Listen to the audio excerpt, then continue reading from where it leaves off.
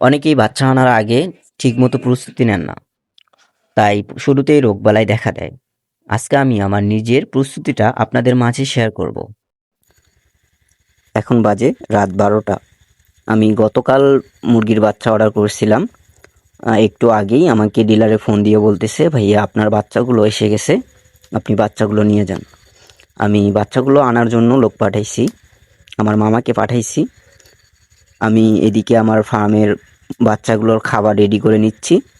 ইনশাল্লাহ মোটামুটি ব্রুডিং ঘরটা আমার কমপ্লিট। আমি খাবারের পানিতে 10 গ্রামের একটা লাইসোভেট মিশাই দিছি। আপনারা চেষ্টা করবেন একদিনের বাচ্চা অন্য কোনো ওষুধ ব্যবহার না করে লাইসোভেট বা গ্লুকোজ ব্যবহার করবেন, এতে বাচ্চাটা অনেক সুস্থ থাকবে।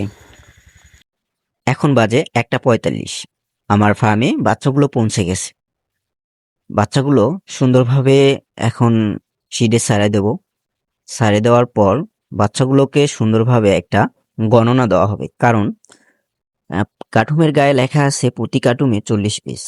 আমার বাচ্চাগুলো গণে নেওয়ার জন্য বাচ্চাগুলোকে গণনা করা হচ্ছে।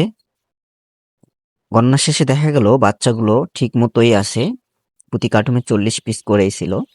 সম্পূর্ণ বাচ্চাগুলো শিরে ছেড়ে দেওয়ার পর বাচ্চাগুলোকে প্রথমে খাবার ফিড না দিয়ে প্রথমত পানি দিয়েছিলাম, কারণ বাচ্চাগুলো অনেক দূর থেকে এসেছে, বাচ্চাগুলো হাঁপাই গেছে, এজন্য লাইসোভেট দিয়ে পানি দিয়েছি।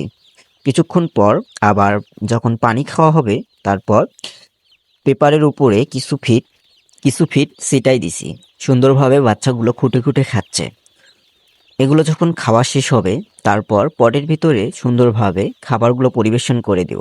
খাবারগুলো পরিবেশন করে দেওয়ার পর বাচ্চাগুলোকে সুন্দরভাবে লাইটিংয়ের মধ্যে রেখে দেব, কারণ পর্যাপ্ত পরিমাণ তাপ না পেলে বাচ্চাগুলোর হিট আসবে না, আবার হিট না আসলে বাচ্চাগুলো নষ্ট হওয়ার সম্ভাবনা বেশি থাকবে।